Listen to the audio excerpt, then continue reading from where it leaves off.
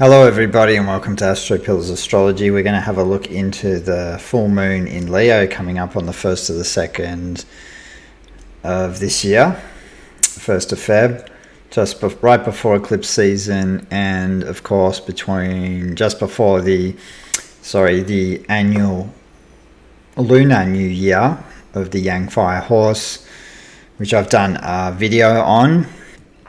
It's more of a personalized take on the year of the horse, how it interacts with your Bardsur chart.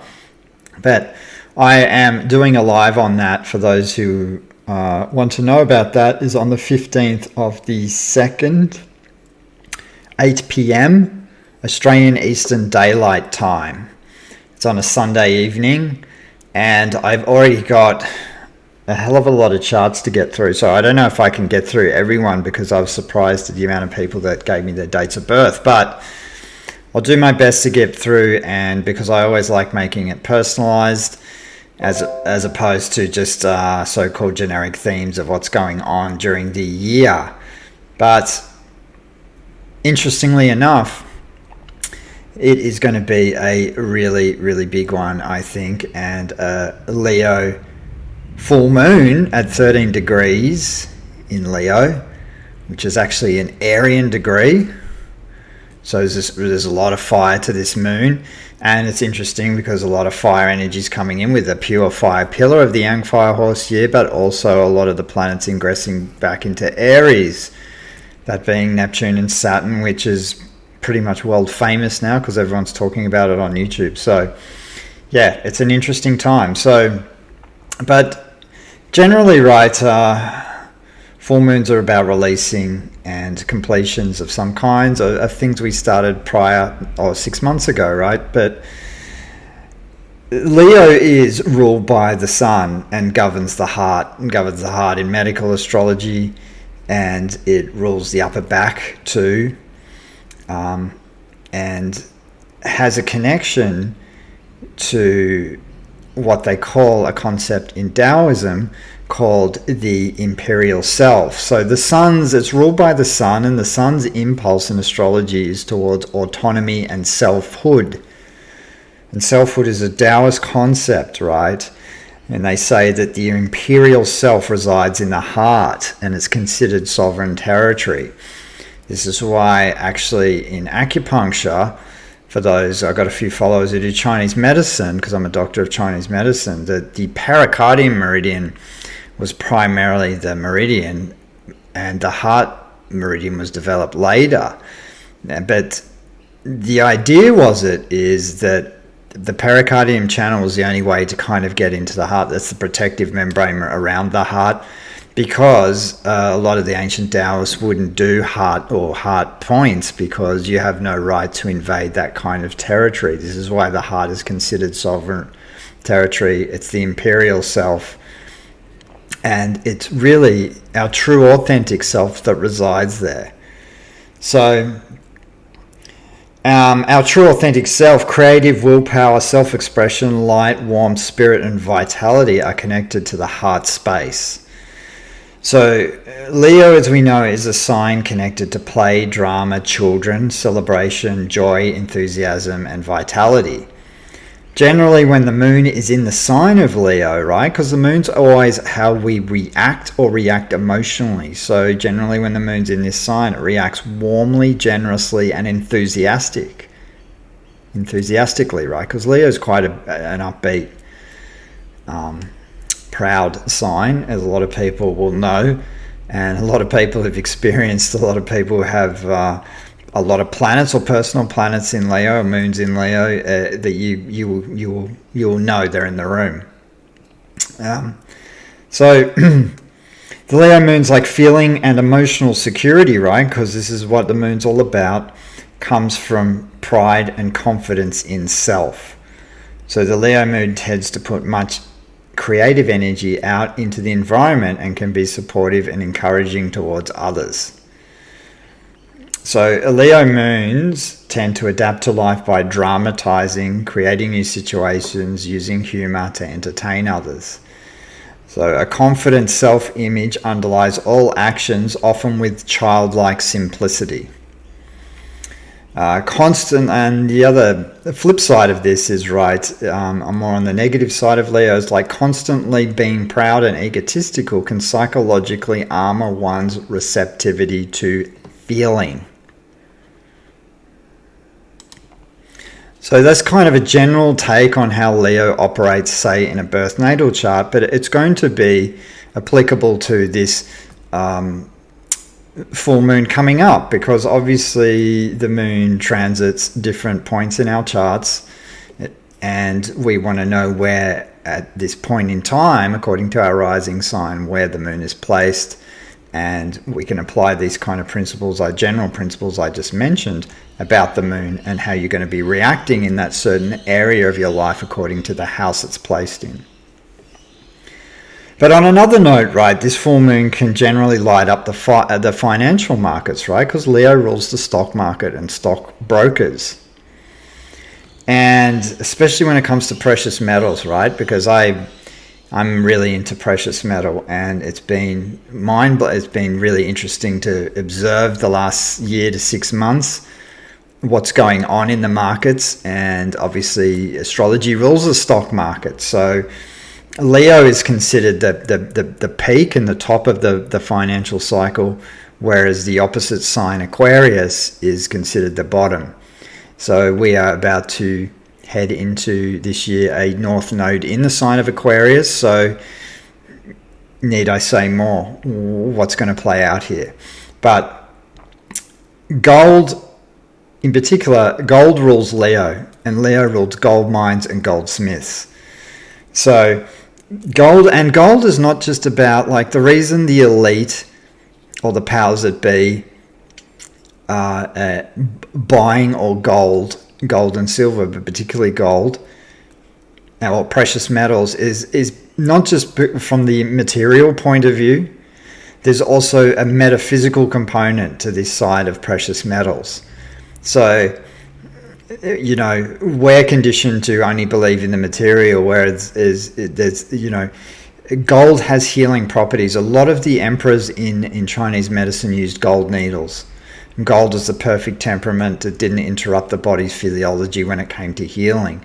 But there's other metaphysicals and alchemical properties, such as ormus and things like this, right, which are connected to health and alchemy, longevity, right, when it comes to gold. This is a subject for another time, but I just thought I'd throw that in there. But so precious metals and gold, and we can see what's going on in the world and how much gold has actually escalated and increased in value. But we can also see that other areas that will come into the spotlight under a Leo full moon, you know, maybe in the mainstream media will be solar energy, celebrity, artists, monarchs, and obviously performers, because Leo rules all these kind of things. But the full moon, this full moon falls into the second decan of Leo, which is the 6 of Leo, right? The 6 of Leo connects to, obviously, the 6 of Wands in the tarot card, which is quite a obviously well-known card. I mean, the tarot this is why I throw it in, and I think it creates a different spin on how the moon is connected to, how tarot is connected to astrology, because we've got to remember tarot is the feminine and astrology is the masculine, and you need to know both, which is really important. So the frequency of this card is Jupiter in Leo, right? This is what the 6 of Wands connects to astrologically. So this will make the full moon have a more expansive feel, bringing in the frequency of Jupiter. So the moon in connection with this card can give us a sense of personal power, self-confidence, and poise. It's the card of victory and triumph. So it's a good time to develop a healthy sense of ego, right? Because ego is vital as it helps us to assert boundaries, which will be critical at this time, as this moon will be about healthy ego expansion, right? Ego is very important. It helps us assert ourselves and understand who we are and our place in the world, right? And, you know, this moon is going to be at 13 degrees, which is an Aries degrees. So Aries will give us the will and drive to make our mark on the world actually, with this moon.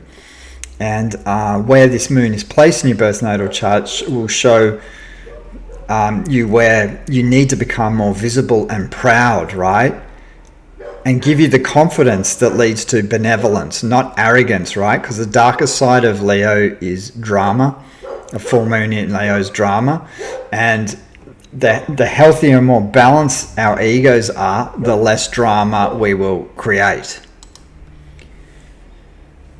And these are just key things to mull over when it comes to the tarot in connection with the moons.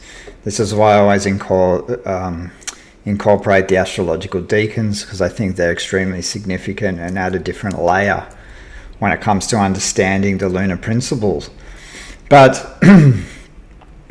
of course we have the Sabian symbols connected to it, which reads, it's going to read at 14 degrees Aries. And I think, like I said in my other videos, I really like talking about Sabian symbols.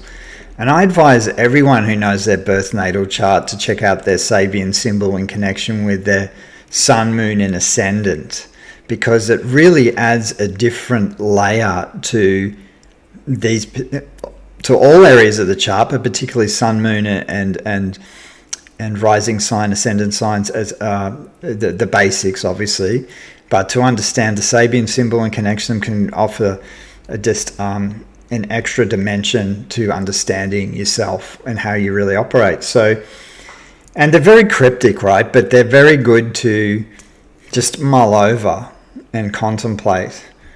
So you can think about it, you can meditate on them and all this kind of thing. So we have 14 degrees Leo, the human soul awaiting opportunity for expression. And the theme is on the verge of experience. So around this full moon, there's going to be a connection to this symbol speaks to anticipation and to childlike eagerness for new experience. The focus here is on innocence and the absence of mindset or prior conditioning.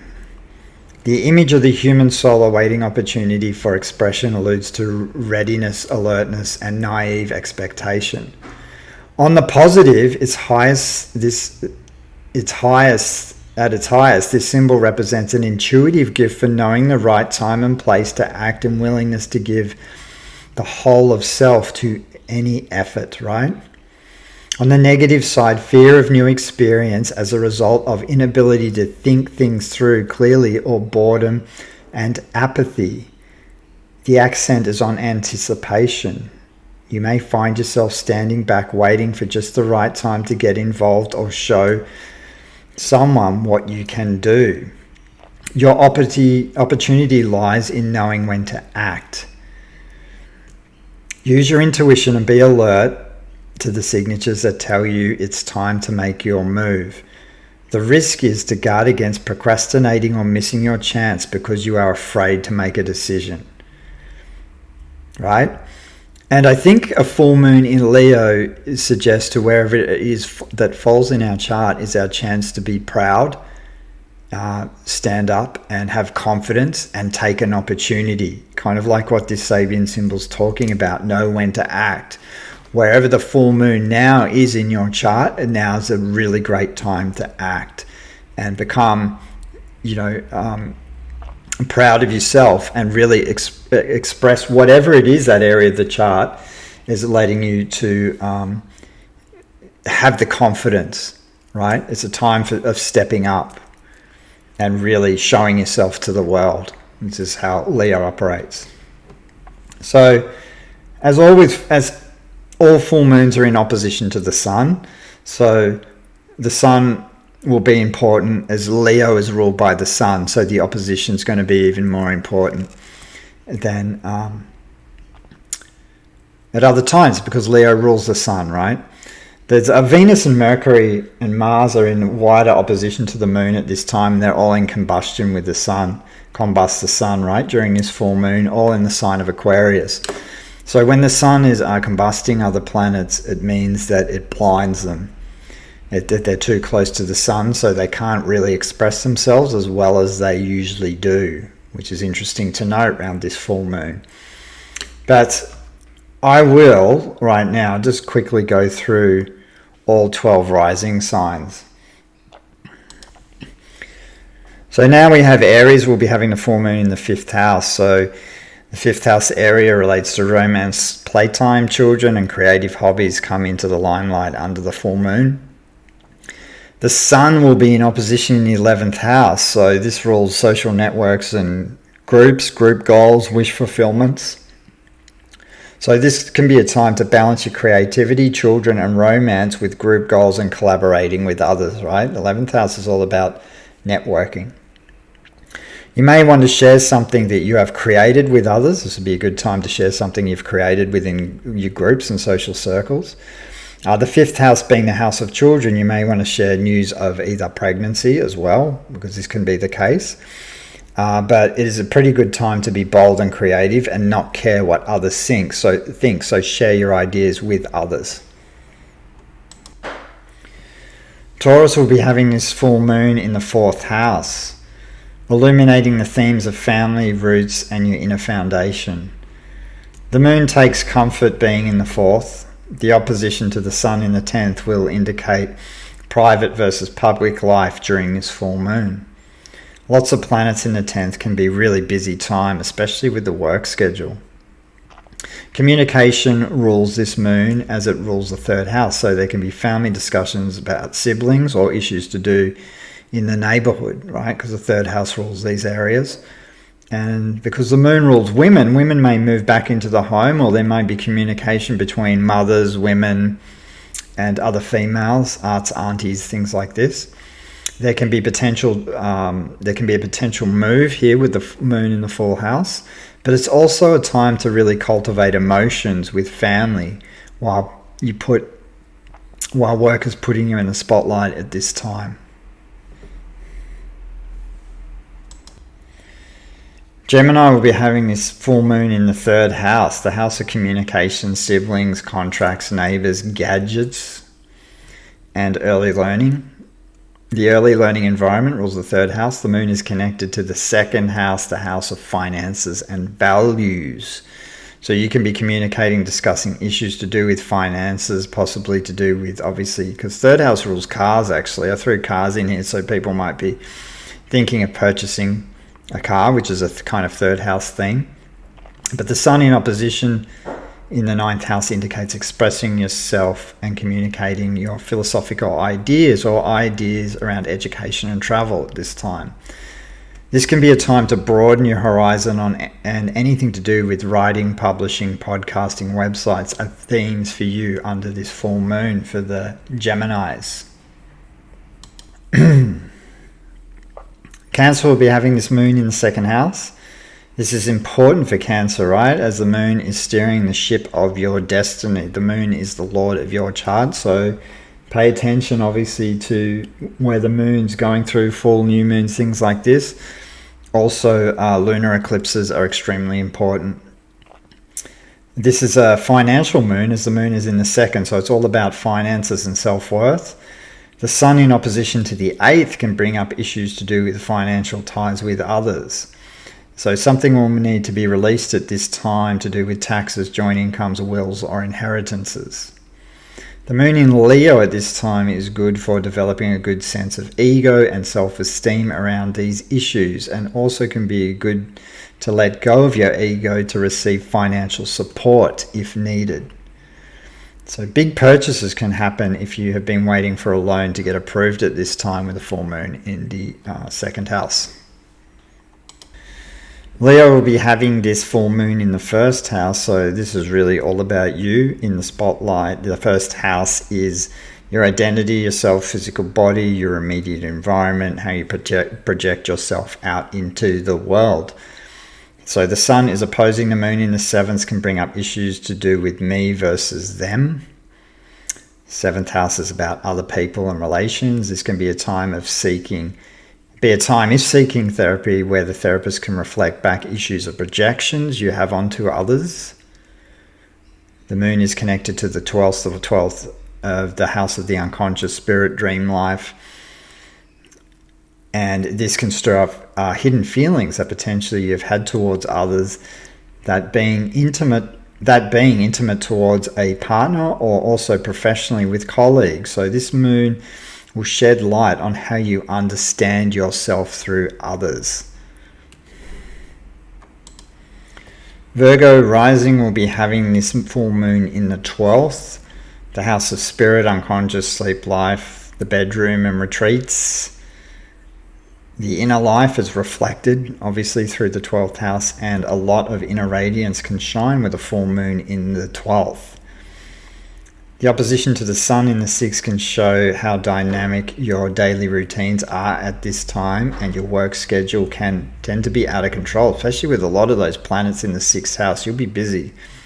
Excuse me. So it will need to be balanced with energies of the 12th, that being resting and retreating. So a lot of healing can take place with creative solitude at this time.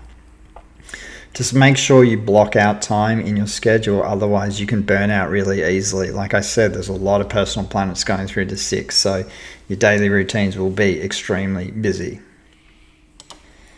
Libra will be having this full moon in the 11th house, the house of goals and wish fulfillment. So your goals will be emphasized at this time, or it can be a releasing at this time of certain goals and achievements with the full moon. Social times, parties and celebrations are happening. So Leo likes to party, and there's nothing like a full moon in Leo to enjoy a party, particularly when it's in the 11th. And this is going to be in opposition to the 5th house alongside personal planets, shows how much energy is being put into creative projects, which can be in turn recognized within social circles at this time. So wish fulfillments can be released at this time in connection with work as the moon plays out through the 10th house. And it can be a time, it can also be romance at this time, as the Sun and Venus are in the 5th house, indicating a chance of meeting someone actually through social networks. Scorpio rising will be having this full moon in the 10th house. This is going to put the career in the spotlight, authority, public recognition, and how you perceived yourself out in the world. So the Sun in opposition to the 4th will show plenty of action on the home front during this time. With all the activity going on at home, will certainly motivate your focus in terms of career. This is also a good moon to release something at work, either a project or a potential career change. The moon plays out through the 9th in connection with work can indicate travel, printing, publishing, as well as marketing, expanding your business, philosophical ideas. Ultimately, at this time, the opposition is pulling on your strings between domestic life and career.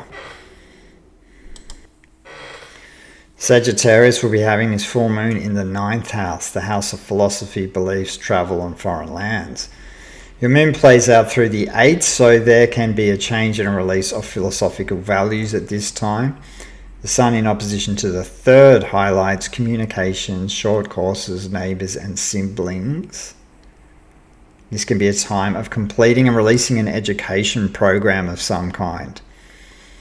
And it can be a time of communicating, expressing changes in your thinking patterns and your own personal philosophy. So I would say, particularly for you guys who have Mars and Pluto in the 3rd at this time, just be mindful of impulsive emotional expression or snapping out and kind of lashing out, because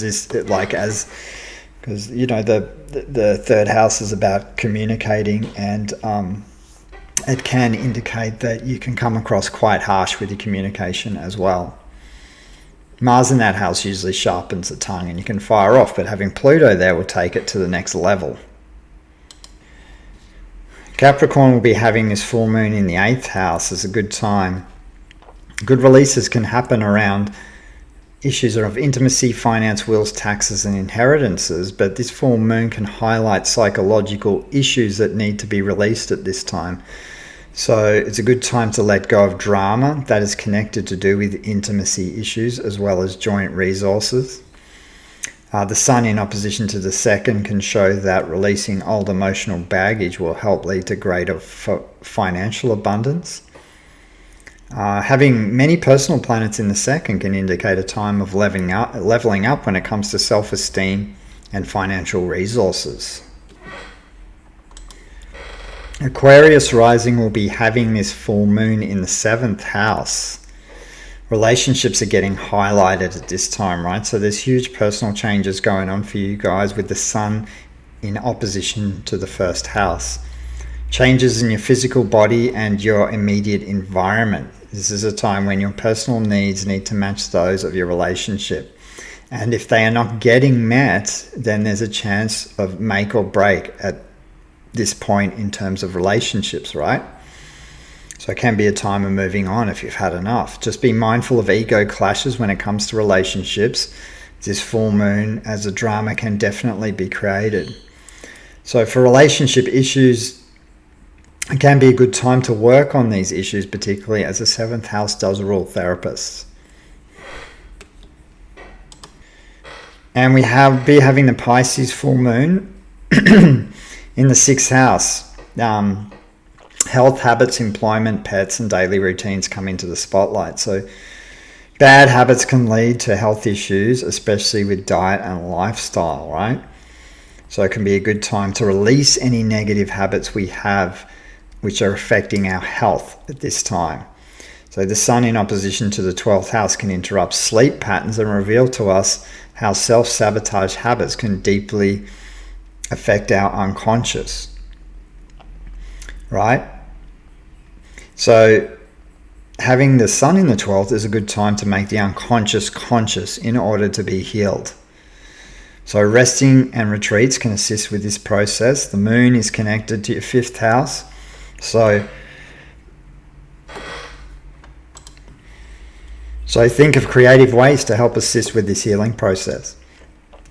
This is a time when you need to pay attention to your health. So a really good time to release and let go of negative habits affecting your daily work routines, health, and of course physical body, but also a good time to work on your psychological hygiene. And so that's it for the 12 signs. And coming up, like I said, the Year of the Horse, which is going to be live on the 15th of the 2nd, Australian Eastern Daylight Time. Thanks for everyone who's sent in their date of birth. I appreciate it. I'll do my best to get through them all, and I look forward particularly to that live. It's going to be great, and we'll see you soon.